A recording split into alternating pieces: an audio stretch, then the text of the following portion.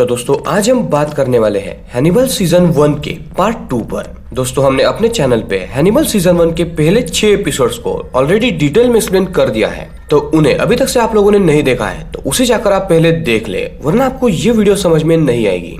Also अगर आप इस चैनल पर न्यू है तो चैनल को सब्सक्राइब करके बेल आइकन ऑल पर कर दे, ताकि आपको ऐसी इंटरेस्टिंग वीडियोस की नोटिफिकेशन मिलती रहे। तो अब बिना देर किए चलते हैं सीधा वीडियो की तरफ। एपिसोड 7 की शुरुआत होती है और विल को वापस से उसकी क्लास में हम देख पाते हैं, जहाँ पे वो अपने बच्चों को उस नए कातिल के बारे में बता रहा होता है। विल बताता है कि वो कातिल एक काफी अच्छा सर्जन है, इसी वजह से वो हर एक लाश में से बड़ी सफाई से कोई भी अंग निकाल लेता है। वही दूसरी तरफ हम हैनिबल को एक कॉन्सर्ट में देख पाते हैं। तभी उसके पीछे हमें फ्रैंकलिन नाम का एक शख्स दिखाया जाता है, जो कि हैनिबल का पीछा करते हुए यहाँ तक आया था। फ्रैंकलिन हैनिबल की काफी अटेंशन खींचने की कोशिश करता है, मगर हैनिबल उसकी तरफ एक बार भी नहीं देखता है। अब जैसे ही कॉन्सर्ट खत्म होता है, हैनिबल एक लेडी से मिलता है जो कि उसकी काफी पुरानी पेशेंट थी। वो औरत हैनिबल से उसकी पार्टी के बारे में पूछ रही होती है। उसी बीच वहाँ पर फ्रैंकलिन अपने दोस्त टॉमस के साथ आ जाता है और उन दोनों की बात सुनने लगता है। अब जैसे ही उन दोनों की बात खत्म हो जाती है, फ्रैंकलिन हैनिबल को बताता है कि वो उसका आइडल है और उसे नहीं लगा था कि वो इससे इतनी जल्दी मिल पाएगा। वही हैनिबल काफी देर से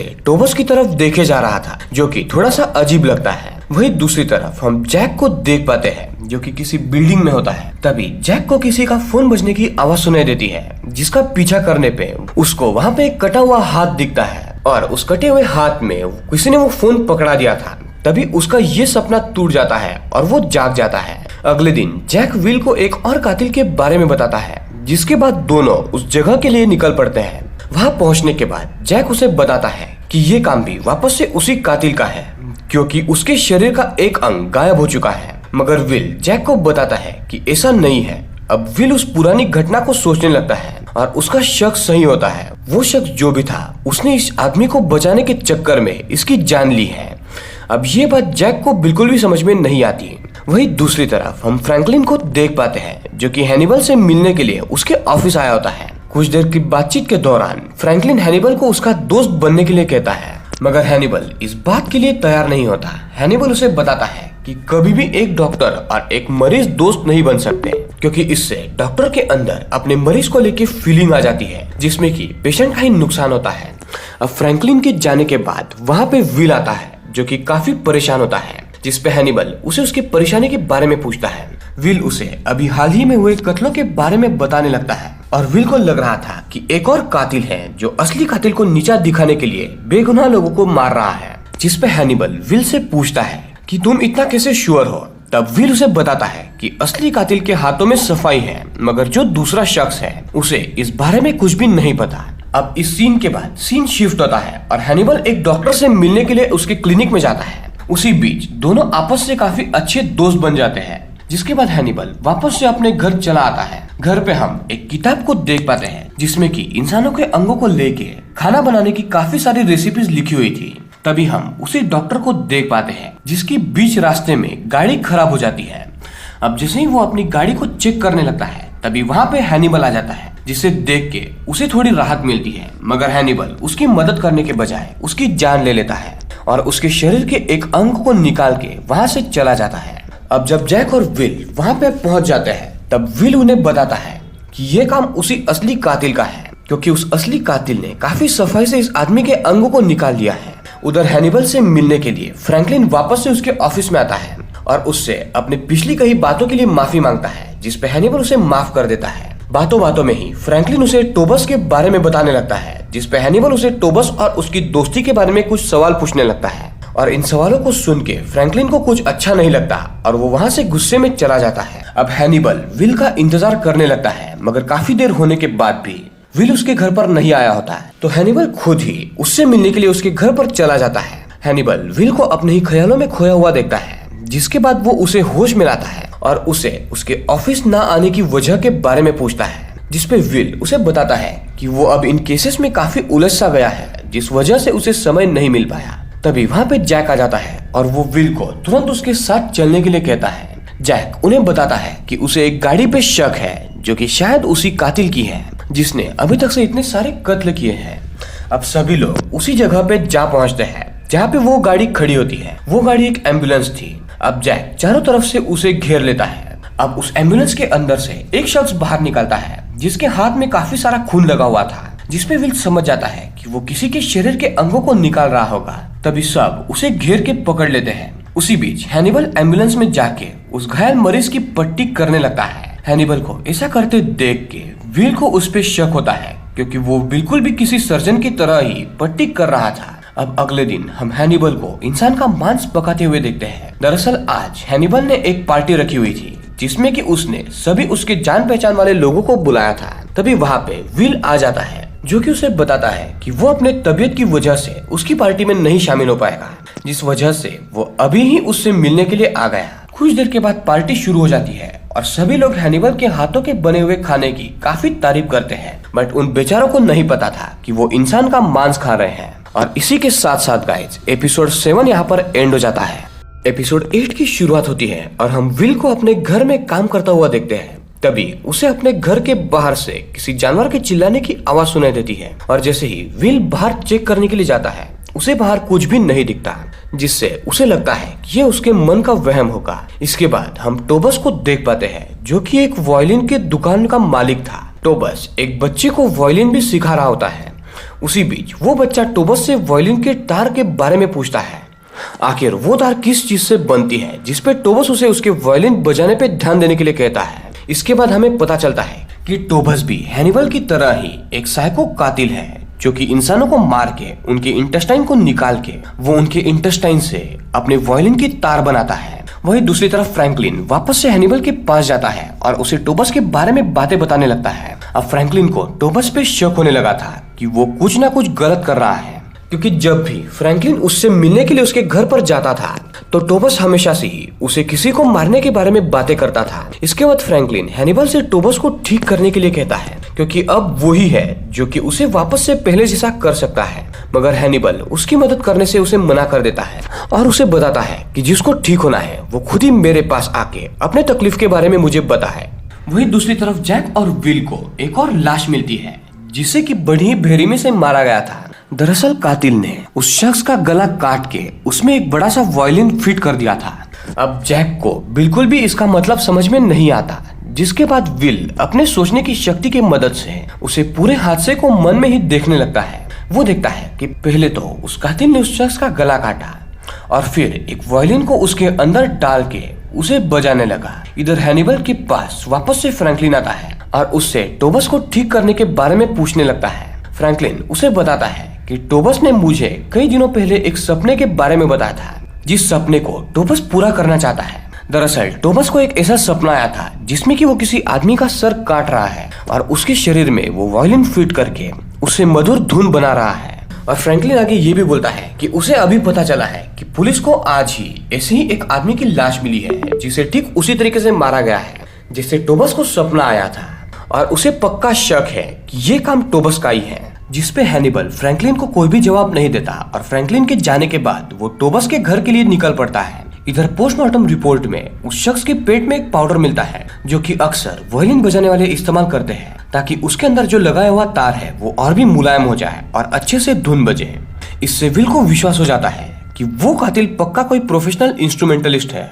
जिसके बाद वो जैक से शहर के हर एक इंस्ट्रूमेंटलिस्ट पे नजर रखने के लिए कहता है। इधर हैनिबल टोबस के घर पर पहुंच जाता है, जहाँ पर टोबस जो है वो उसका काफी अच्छे से स्वागत करता है और दोनों के बीच में एक बातें शुरू हो जाती है। उसी बीच हैनिबल की नजर उन वायलिन की तार पर पड़ जाती है और उन्हें देख के वो समझ जाता है कि ये इंसानों के अतड़ियों से बनाई हुई तारें हैं।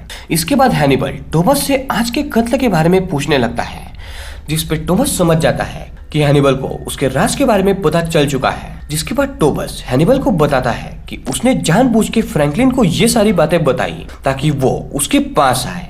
टोबस अपने सारे कत्ल कबूल कर लेता है और तभी वो हैनिबल के बारे में बताने लगता है, क्योंकि टोबस को पहले से ही पता था कि हैनिबल भी उसी की तरह ही एक पागल साइको कातिल है, जो कि अपने मजे के लिए लोगों को मारना पसंद करता है। ये सब सुनने के बाद हैनिबल को काफी गुस्सा आता है, पर वो अपने आप को रोकता है और अपने आप को समझाता है, क्योंकि दोनों एक ही तरीके के इंसान होते हैं। जिसमें हैनिबल टोबस को आज रात के खाने पे आके इस बारे में बात करने के लिए कहता है। उधर वापस से विल को किसी जानवर के चिल्लाने की आवाज सुनाई देती है, जिस कारण से वो अपनी एक दीवार में काफी बड़ा सा छेद कर देता है, मगर उसके अंदर कुछ भी नहीं होता। तभी वहाँ पे एलेना आ जाती है, जिसके बाद विल उसे सब कुछ बताता है। तभी एलेना विल को समझाती है कि ये सब कुछ असल में उसके दिमाग का खेल है और उसे केस को लेकर ज्यादा चिंता नहीं करनी चाहिए। उधर रात में टोबस हैनिबल के घर खाने पे पहुंच जाता है, जिसके बाद टोबस उसे वहां बुलाने के पीछे के मकसद के बारे में पूछता है, जिस पे हैनिबल उसे बताता है कि वो आज उसे मार देगा। अब इस बात से टोबस डर जाता है और हैनिबल को कहता है कि वो भी ऐसा कर सकता है, मगर जब वो हैनिबल के आंखों में डर नहीं देखता तब वो डर के मारे हैनिबल से दोस्ती करने की बात करता है, मगर हैनिबल इस बात के लिए तैयार नहीं होता। तभी हैनिबल को बाहर किसी के आने की आवाज सुनाई देती है और देखने पे उसे पता चलता है कि विल उसके घर पर आया होता है, जिस वजह से टोबस को वो मौका मिल जाता है और वो वहाँ से भाग जाता है। इधर विल हैनिबल के पास उस नए कातिल के बारे में बताने लगता है। तभी हैनिबल विल को फ्रैंकलिन से मिलने के लिए कहता है। यहाँ पे हैनिबल विल को टोबस के बारे में इनडायरेक्टली बताने की कोशिश करता है, जो कि विल समझ भी जाता है। इसके बाद विल कुछ पुलिस वालों को लेके सीधा टोबस के घर पर पहुंच जाता है और उसे उस मरे हुए शख्स को लेके कुछ सवाल करने लगता है, जिसपे टोबस विल को बताता है कि उसे उस शख्स को लेके काफी दुख है और जिसने भी उसका गला काट के उसके अंदर उस इंस्ट्रूमेंट को डाला है उससे उसकी गलती की सजा जरूर मिले। इस बात पे विल समझ जाता है कि टोबस ने ही उस शख्स को मारा है, क्योंकि उसे उस शख्स के बारे में सब कुछ डिटेल में पता था, जो कि और किसी आम को नहीं पता। अब जैसे ही विल टोबस को हथकड़ी पहनाने वाला था, तभी उसे बाहर से किसी का एक्सीडेंट होने की आवाज सुनाई देती है, जिसपे वो बाहर चेक करने के लिए जाता है, मगर बाहर ऐसा कुछ भी नहीं हुआ होता। और जैसे ही विल अंदर आता है, वो देखता है कि टोबस ने एक पुलिस वाले को मार दिया है और वो भाग चुका है। इधर विल को एक अंडरग्राउंड रास्ता दिखाई देता है और जैसे ही विल उसके अंदर जाता है, वो वहाँ पे काफी सारे इंसानों की अतड़ियां देख पाता है, जिससे कि वायलिन की तार बनाई जा रही थी। कुछ ही दूर जाने पे उसे एक और दरवाजा मिलता है, जो कि वापस से बाहर निकल रहा होता है और वहीं पर एक पुलिस ऑफिसर की लाश पड़ी होती है। इधर टोबस जो है वो हैनिबल के ऑफिस में आ पहुंचता है, जहाँ पे हैनिबल फ्रैंकलिन की बातें सुन रहा होता है। अब फ्रैंकलिन जो है वो टोबस को देख के काफी डर जाता है, क्योंकि उसे पता चल चुका था कि टोबस ने ही उस शख्स की जान ली थी। अब टोबस उन सभी को मार देने की धमकी देने लगता है। उतने में हैनिबल फ्रैंकलिन का गला मोड़ के उसे मार देता है और अब टोबस के ऊपर हमला कर देता है, जिसमें दोनों एक दूसरे को काफी जख्मी कर देते हैं। और अंत में हैनिबल जो है वो टोबस के शरीर में एक पेन घुसा देता है, जिससे कि टोबस की वहीं पर मौत हो जाती है। अब टोबस के मर जाने पे हैनिबल जो है वो पुलिस को कॉल कर देता है और उन्हें टोबस को यहाँ से ले जाने के बारे में बताता है। इसके बाद हैनिबल जो है वो जैक को बताता है कि टोबस ने उसके ऑफिस में आते ही हम दोनों पर हमला कर दिया था, जिसमें कि सबसे पहले उसने फ्रैंकलिन को जान से मार दिया और उसके बाद टोबस ने मुझ पर हमला किया, जिस वजह से उसने खुद को बचाने के चक्कर में उसकी जान ले ली। अब इस बात पे विल जो है वो हैनिबल से माफी मांगता है, क्योंकि उसकी लापरवाही की वजह से ही टोबी उसके घर से भाग चुका था। मगर हैनिबल विल को बताता है कि इसमें उसकी कोई भी गलती नहीं है एंड एट द एंड ये भी केस यहाँ पर सॉल्व हो जाती है। और इसी के साथ साथ एपिसोड 8 भी यहाँ पर एंड हो जाता है।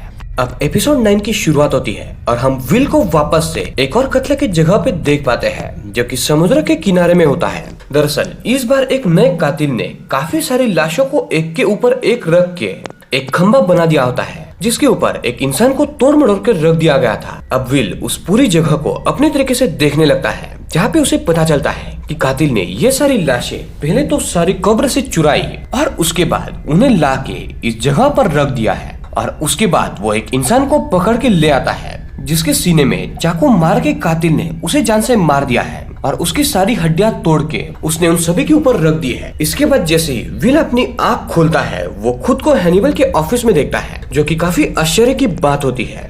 अब विल हैनिबल को इस बारे में बताता है। इस पे हैनिबल उसे बताता है कि ये सारी घटनाएं उसके इन सारे केसेस से ज्यादा जुड़े रहने की वजह से हो रही है, जिसके कारण से वो बीच के कुछ पल को भूल जाता है। वही विल जो है वो हैनिबल को बताता है कि उसके साथ कुछ अजीब सी बातें हो रही है, जैसे कि वो नींद में रात को चलता है।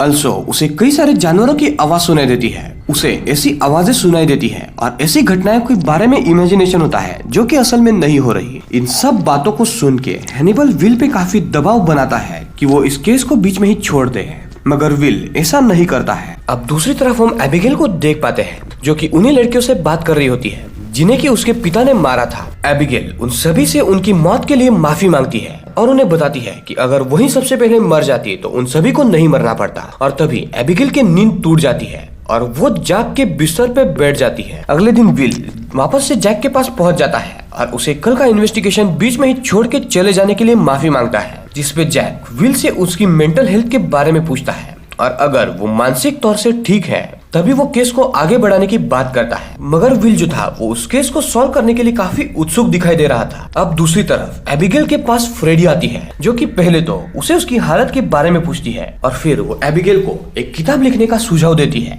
जिसमें कि वो अपने जिंदगी की सच्चाई लिखेगी। तभी एबिगेल उससे पूछती है कि क्या उसे उसमें हैनिबल और विल के बारे में भी लिखना पड़ेगा, जिसपे फ्रेडी उसे बताती है कि उसे उन दोनों के बारे में तो जरूर लिखना पड़ेगा। वहीं हम वापस से विल को देख पाते हैं जो कि अपने क्लास में बच्चों को इस नए कातिल के बारे में पढ़ा रहा होता है। विल सबको बताता है कि उसे पता चला है कि जितनी भी लाशें उन कब्रिस्तान से चुराई गई थी उन सभी का एक्सीडेंट हुआ था और वो शख्स जिसे कि उसने चाकू मार के मारा वो शायद उसका कोई करीबी रिश्तेदार होगा और तभी उसने उसके सीधा दिल में चाकू मारा। अब विल ये सब कुछ बता ही रहा होता है, तभी वहाँ पे एलेना आ जाती है और एलेना के अंदर आते ही हम देख पाते हैं कि पूरी क्लास खाली हो जाती है। यानी कि गाइस ये भी विल का एक सपना था, या तो बोला जाए कि एक वहम था कि वो बच्चों को पढ़ा रहा है, बट असल में ऐसा कुछ भी नहीं था।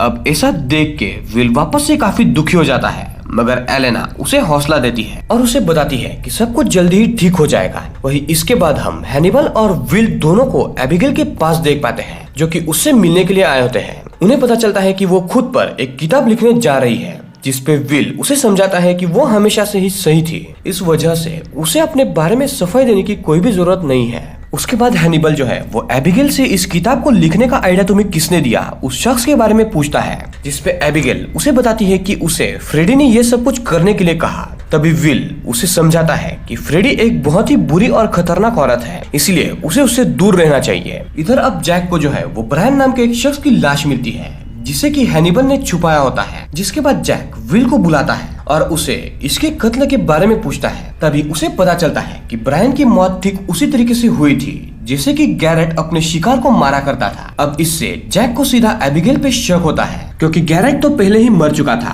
और उसकी बेटी ही ये सब कुछ कर सकती है। इस वजह से उसके अंदर भी उसके पिता का ही खून है और इसी ने वो किया होगा। मगर विल जो है वो उसे कुछ भी एबिगेल से पूछताछ करने से मना करता है, मगर जैक उसकी एक नहीं सुनता और वो एबिगेल को उसके कन्फेशन रूम में बुला लेता है और उसे ब्रायन को लेकर सवाल करने लगता है। इधर जैसे ही हैनिबल को ये बात पता चलती है वो थोड़ा सा डर जाता है, क्योंकि उसे एबिगेल ने नहीं बल्कि उसी ने मारा होता है। मगर अंदर जो है वो एबिगेल जैक को कुछ भी नहीं बताती और जैसे ही एबिगेल बाहर आती है हैनिबल उसे अंदर हुई बातचीत के बारे में पूछता है, जिसपे एबिगेल उसे बताती है कि उसने जैक को कुछ भी सच नहीं बताया है। इस बात पे हैनिबल एबिगेल को डराते हुए कहता है कि अगर उसने किसी को भी इस बारे में कुछ भी बताया तो वो दोनों के लिए अच्छा नहीं होगा। इधर जैक को उस मरे हुए शख्स का नाम पता चल जाता है जो कि जोएल होता है और थोड़ी छानबीन करने पे उसे पता चलता है कि जोएल के ठीक नीचे वाला शख्स जिसका नाम पीटर है उन दोनों के बीच में दुश्मनी होती है। दरअसल पीटर जो है वो जोएल से काफी पहले मर जाता है,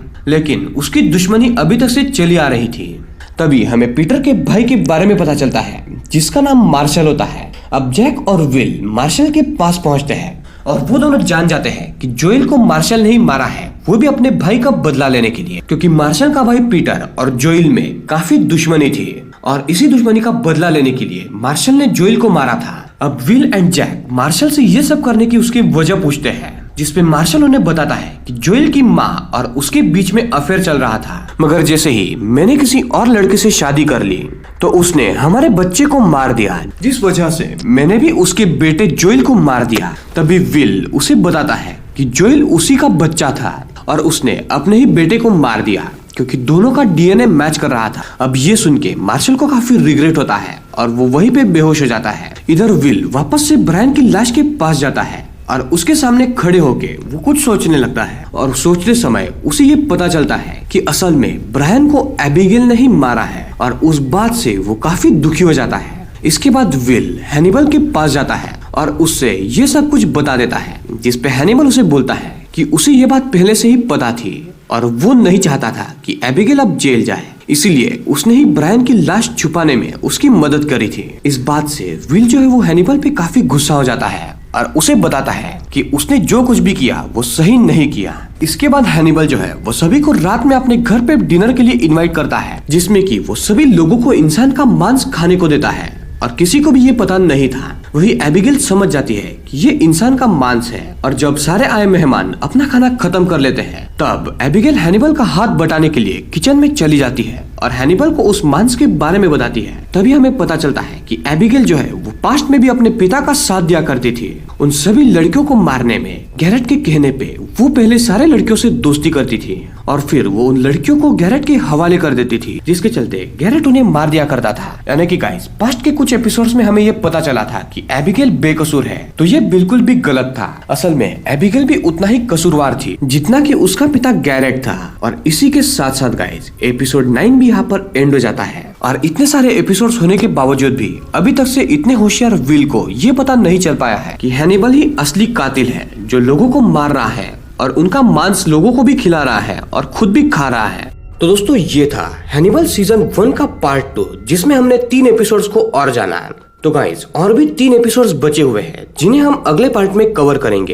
and I am sorry guys कि मैं बीच में काफी इरेगुलर रह रहा हूँ, बट बहुत ही जल्द मैं ज्यादा से ज्यादा वीडियो डालने की कोशिश करूंगा। दोस्तों अगर आपको ये वीडियो अच्छी लगी है तो इस वीडियो को लाइक करें। अगर आप इस चैनल पर न्यू है तो चैनल को सब्सक्राइब करके बेल आइकॉन ऑल पर कर दे ताकि आपको ऐसी इंटरेस्टिंग वीडियोस की नोटिफिकेशन मिलती रहे। तो दोस्तों मिलते हैं ऐसे ही किसी अगली इंटरेस्टिंग वीडियो में, तब तक के लिए पीस आउट।